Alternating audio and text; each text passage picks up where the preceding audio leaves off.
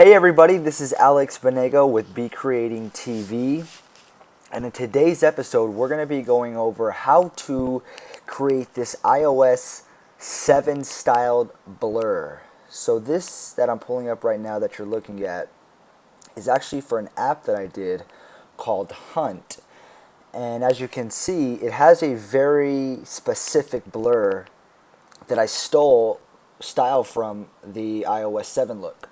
So there we have it right there. It is actually behind these UI cards. It's not on this screen, I don't believe. Nope. And then it is right there. So we're going to go right into how you can create this look. I find this look pretty attractive. I think it is a cool way to add this sick look to your designs. And I had to do some researching on how to do it, but once I figured out how to do it, I was like, wow, this is pretty cool. So the first thing we're going to do is we are going to be making this in Photoshop. So I'm going to pull up Photoshop. I'm going to go to File, New. It doesn't matter what you use. And I'm just going to call this Blurred. Hopefully I spelled that right. I'm going to hit OK. And now we have our white canvas. So the first thing you're going to want to do, as you can see here, is you're going to want to get a cool photo. So for cool free photos that are super big and things that stand out, I like to use a website called Unsplash. So it's unsplash.com. So we're going to go to Unsplash.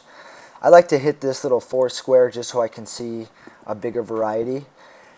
And when you're creating iOS 7 styled blurs, what you're looking for is a bunch of colors. So something like this photo that has a white background and then it has the forest, that's going to be okay and that's going to make it look okay-ish, but I want something with a lot more color, and that's what's going to make it, that's what's going to give it that pop, right? If we come here, that super crisp blur mix that you see right here is because there's 3 people, there's a person right here, and right here, and when we blur that out, all those colors matched together creates this really awesome effect. So that's what you want to look out for. So I'm going to keep coming down, down, down, down. I don't see anything I love yet.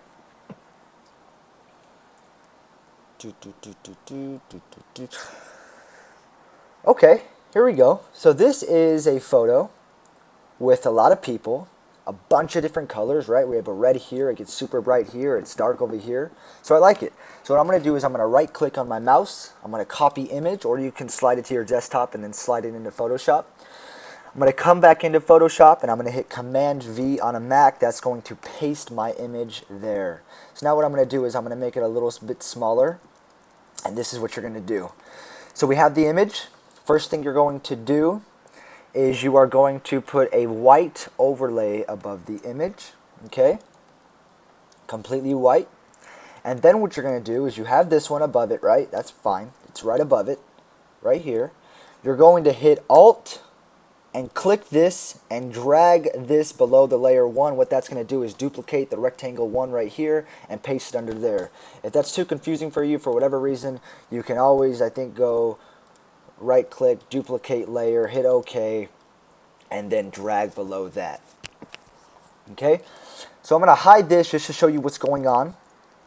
So I am going to grab this image, I am going to hit Shift on my keyboard, so these are both selected, and then with these both selected, I'm going to hit Alt or Option, which is 1 key away from the space bar, 2 keys, and then 1 key away from Command to the left. So I'm going to hit Alt, I'm going to click right there so I can see that little arrow with the square. I'm going to click down and kabam. Now this is masked into this square.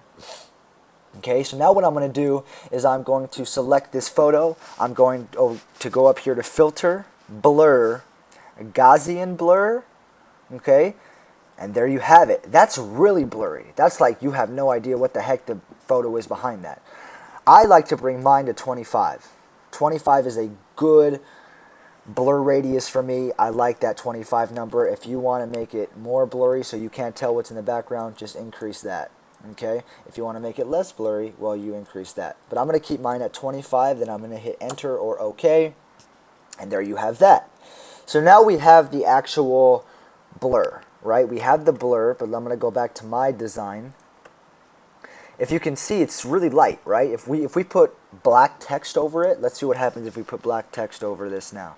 And I'm going to use the type tool. I'm going to say black text. And if we increase it, can you read it? You can read it. It's readable, I would say. But that's not going to where the iOS 7 styled stuff is. So what I'm going to do is I'm going to actually bring this right above the image. I'm going to turn my selection back on so it's completely white, right? I'm turning it back on. And then what I'm going to do is I'm going to bring this opacity down to about 50%, and kabam! There we have it. That, my friends, is how you create an iOS 7 styled design in Photoshop. So I hope this video tutorial helped you out, trying not to make it too long. If you guys enjoyed it, I'd appreciate a like, and if you guys want some more videos going over how to do web or graphic stuff, please subscribe to my channel. Otherwise, until next time, guys, always be creating. I'll see you guys in the next video.